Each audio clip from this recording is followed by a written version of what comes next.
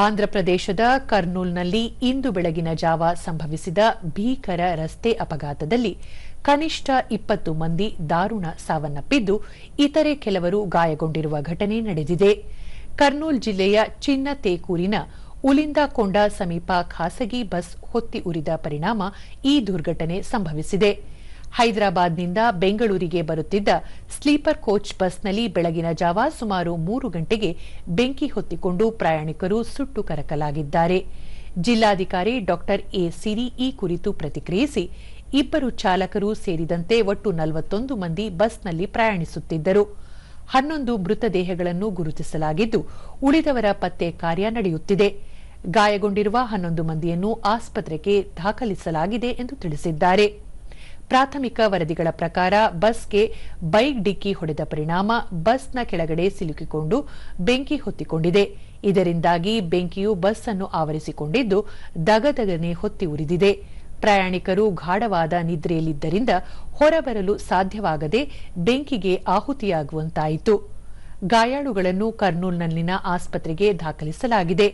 ಬಸ್ನಲ್ಲಿ ಪ್ರಯಾಣಿಸುತ್ತಿದ್ದ ಬಹುತೇಕರು ಹೈದರಾಬಾದ್ ಮೂಲದವರು ಎಂದು ಪ್ರಾಥಮಿಕ ವರದಿಯಿಂದ ತಿಳಿದುಬಂದಿದೆ.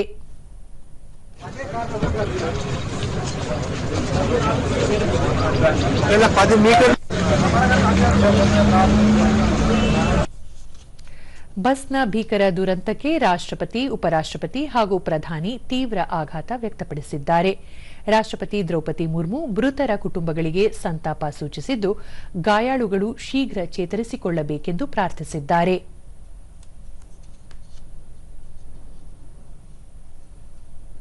ಉಪರಾಷ್ಟ್ರಪತಿ ಸಿಪಿ ರಾಧಾಕೃಷ್ಣನ್ ಕರ್ನೂಲ್ ಬಸ್ ದುರಂತಕ್ಕೆ ತೀವ್ರ ದುಃಖ ವ್ಯಕ್ತಪಡಿಸಿದ್ದಾರೆ. ಸಾಮಾಜಿಕ ಜಾಲತಾಣದಲ್ಲಿ ಅವರು ಮೃತರ ಕುಟುಂಬಗಳಿಗೆ ಸಂತಾಪ ಸೂಚಿಸಿ, ಗಾಯಗೊಂಡವರು ಬೇಗನೆ ಚೇತರಿಸಿಕೊಳ್ಳಲಿ ಎಂದು ಹೇಳಿದ್ದಾರೆ.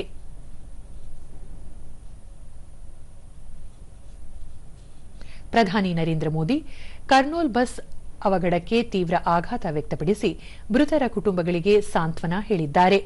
ಗಾಯಾಳುಗಳು ಶೀಘ್ರ ಚೇತರಿಸಿಕೊಳ್ಳಬೇಕೆಂದು ಪ್ರಾರ್ಥಿಸಿದ್ದಾರೆ. ಅಲ್ಲದೆ ಪ್ರಧಾನಮಂತ್ರಿ ರಾಷ್ಟ್ರೀಯ ಪರಿಹಾರ ನಿಧಿಯಿಂದ ಮೃತರ ಕುಟುಂಬಗಳಿಗೆ ತಲಾ 2 ಲಕ್ಷ ರೂಪಾಯಿ ಹಾಗೂ ಗಾಯಾಳುಗಳಿಗೆ ತಲಾ 50,000 ರೂಪಾಯಿ ನೆರವು ಘೋಷಿಸಿದ್ದಾರೆ.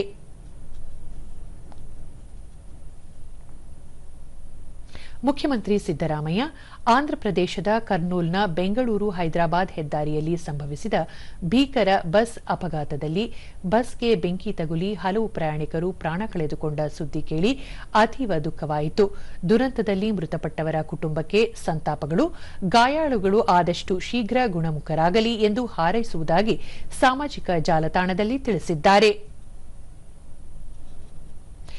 ಕೇಂದ್ರ ಸಚಿವ ಪ್ರಹ್ಲಾದ್ ಜೋಶಿ ಕರ್ನೂಲ್ ಬಳಿ ಸಂಭವಿಸಿದ ಖಾಸಗಿ ಬಸ್ ಅಗ್ನಿ ದುರಂತ ಘಟನೆ ತೀವ್ರ ಆಘಾತ ಉಂಟುಮಾಡಿದೆ.